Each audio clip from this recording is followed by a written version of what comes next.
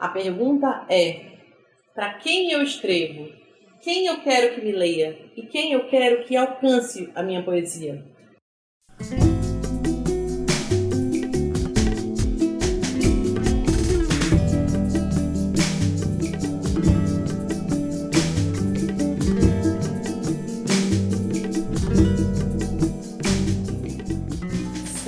Eu comecei a escrever, eu escrevi esse poema depois da primeira semana de oficina de Carlita Azevedo.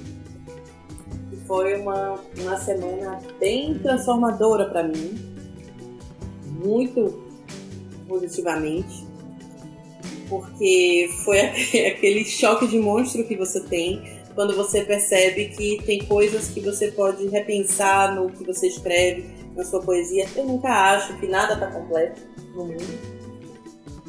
Então, fazer esse exercício de ter essa interlocução, não só com Carlita, mas também com a turma, na primeira semana me deu um tilt ali. E foi um tilt muito bom. De você olhar ao redor e de você pensar em como você quer escrever, qual é o tom que você quer alcançar na sua escrita. E na semana seguinte, eu apareci com esse poema. Esse poema foi o que nasceu da minha primeira semana na oficina de Carlita Azevedo. E eu acho que traduz todas essas inquietações que eu realmente precisava achar um jeito de colocar para fora, que sim são inquietações antigas minhas. Eu acho que eu nunca tinha escrito sobre isso. Essa é uma coisa sobre a qual eu quero escrever, inclusive academicamente, porque são coisas que eu percebo muito. E para mim, que sou baiana e moro no estado de São Paulo, são coisas que eu vou sentindo e percebendo no meu conviver mesmo, estando em outro lugar, né? Nesse olhar de estranhamento, que você percebe que existe um modo de ser, né? Eu tenho alguns outros poemas sobre isso. Tem um poema, inclusive, em que eu falo que para você ser uma poeta contemporânea levada a sério, você não deve sorrir na sua foto de apresentação. É preciso que você seja séria e pálida.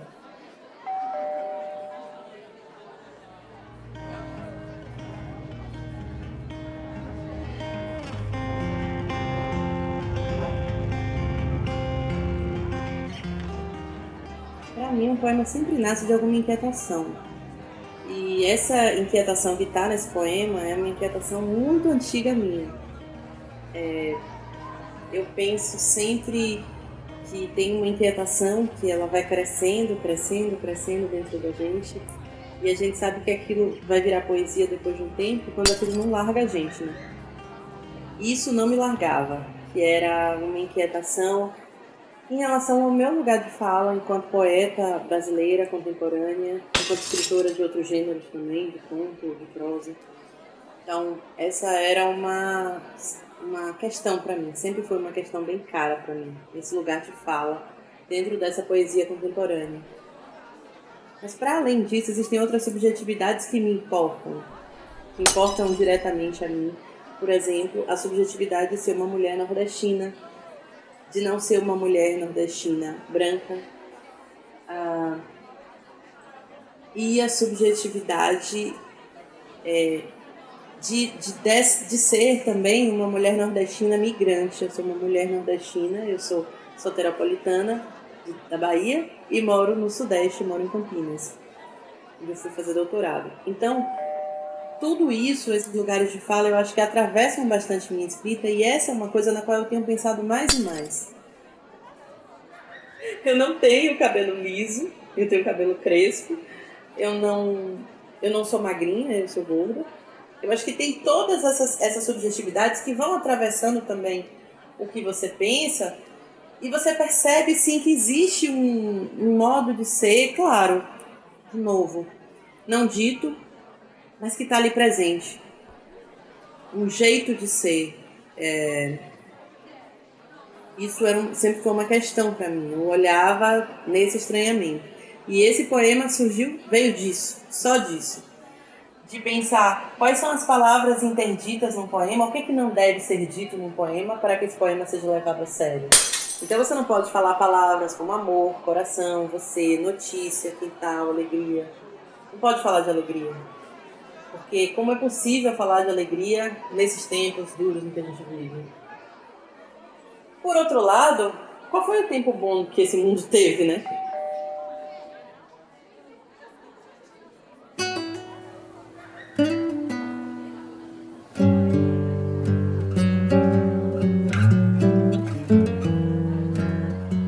Não precisa falar sobre a inquietação do artista diante desses tempos, porque para isso nós já temos os autores do Sul-Sudeste, né? A falta da inspiração, já temos os autores do Sul-Sudeste, então existem temas que são prescritos aos autores nordestinos e do Norte, mesmo que isso não seja dito, eu entendo isso, assim. Eu leio muita literatura contemporânea e eu percebo quanto esses livros que vêm do Nordeste e do Norte, quando eles trazem esse viés, como eles são recanteadinhos, assim. Como se não precisasse deles para dizer isso. A gente precisa deles para dizer como é o sertão, a gente precisa deles para dizer aquilo que a gente não vai ver, porque afinal de contas eu sou baiana e eu canso de ouvir isso. As pessoas, você é baiana? Nossa, adoro o Morro de São Paulo. Ai, Trancoso. E aí você pergunta, você conhece o quê? Não, conheço Trancoso, Ave Maria. Trancoso maravilhoso. E aí você fica assim, a Bahia é isso? E aí você percebe, bom, claro, para todo o resto, para todo o sertão que as pessoas não vão visitar, porque não tem praia, porque não tem resort, porque não tem hotel 5 estrelas, né? Ou não tem o hype da noite, do lugar. Para tudo isso a gente tem a literatura. Então a literatura parece para mim que ainda está nesse lugar.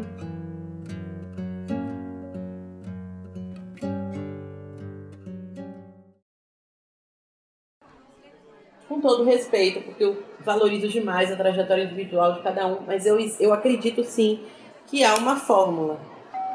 Então, por isso que no poema eu trago na festa dos iniciados, VIP People, do camarote all inclusive de quem entende as referências. Porque é sim como se essas pessoas estivessem dentro de um camarote nessa poesia brasileira contemporânea ou nessa literatura brasileira contemporânea. Nessa questão das referências que eu trago, é um certo incômodo que eu tenho, sim. Eu acho que existe uma fórmula. Vou dar um exemplo de cinema. Quando eu penso no filme Juno, ou quando eu penso em Pequena Miss Sunshine, que são filmes que eu gosto, eu penso que são filmes ali alternativos feitos dentro de uma fórmula. Você sabe que as pessoas que gostam de um determinado tipo de música vão curtir aquele filme, os filmes vão virar clássicos imediatos por causa daquelas músicas, porque vai tocar Balança é Baixa, enfim. Eu entendo isso também na poesia brasileira contemporânea. Eu acho que existem fórmulas para que a coisa dê muito certo.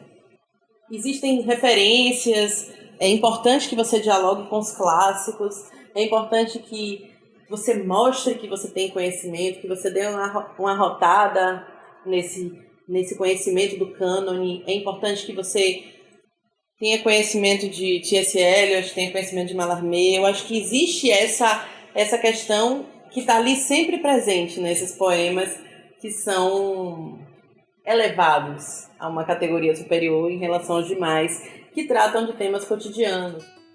E Eliot, coitado, ele entra também na festa, tadinho. Eu gosto de Eliot. Não é que eu não gosto de Eliot, não é que eu não gosto de Philip Glass. E o pior, não é que eu não gosto desses poetas que escrevem nessa forma, eu também gosto. É engraçado isso, porque na escrita a gente se permite umas coisas que na vida real a gente não faz. A ironia pra mim é um recurso que eu detesto. Eu não sou uma pessoa irônica. Eu sou muito direta no que eu falo. Não é um recurso meu. Mas na poesia eu achei esse jeito para não ser a pessoa de leão com ascendente sagitário na poesia, né? Que aí é a Terceira Guerra Mundial. Então, agora vocês estão tipo, destruindo essa coisa, porque a pessoa, né, escreve para não dar o choque de monstro, aí vai falar sobre o poema e dá o choque de monstro.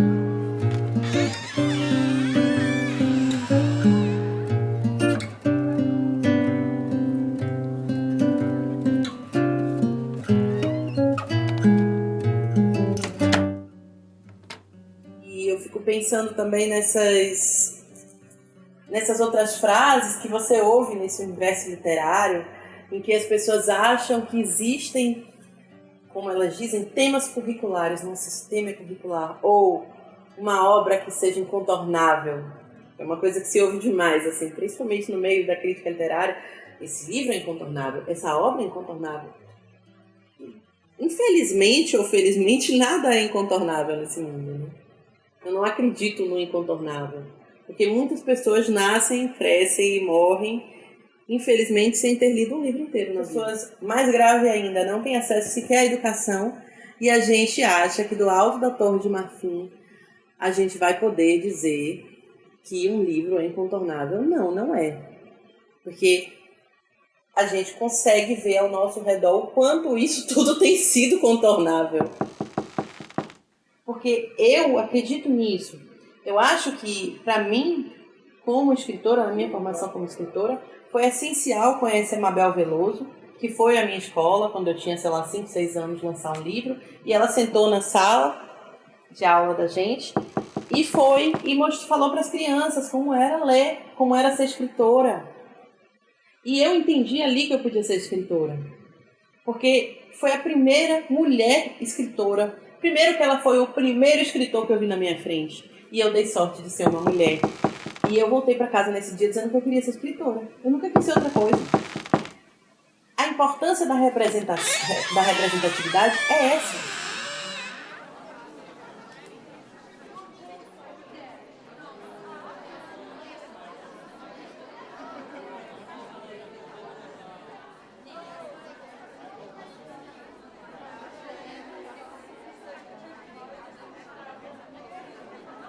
Não sou eu cagando regra, dizendo como alguém deve escrever, porque isso são minhas observações enquanto leitora, mais do que como escritora ou produtora de textos. Mas eu percebo que talvez a gente precise abrir espaço. Eu acho que tudo isso é para dizer, nós podemos sempre abrir espaço. Eu acho que precisa ser um compromisso de todo mundo. Então, a gente reconhecer nossos privilégios, essa conversa toda para dizer, nós podemos reconhecer nossos privilégios. Sou Mariana Paiva, escritora, jornalista, sobretudo leitora. Sou baiana de Salvador e tenho 5 livros publicados até hoje, até o momento. Tenho Barroca, de 2011, o primeiro. Lavanda, de 2014. Mário da Cruz, Um Homem, Uma Surpresa, de 2015. Canto da Rua, de 2016.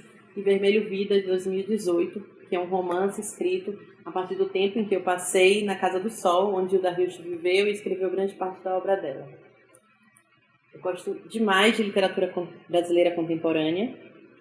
Sou mediadora do Leia Mulheres Barão Geraldo e procuro trazer a diversidade nas minhas incursões pela literatura e falar bastante sobre livros no meu Instagram, que é @marianapaivaescritora.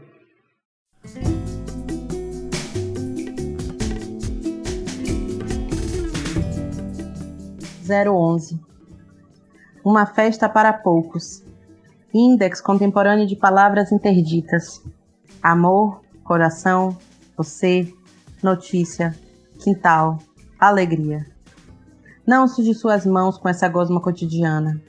Sem ela, você chega cheirando a limpo nessa festa para poucos, em que te é permitido escolher uma frase para ser sua. Esse tema é curricular. O livro é incontornável. É um tops contemporâneo, caríssimos.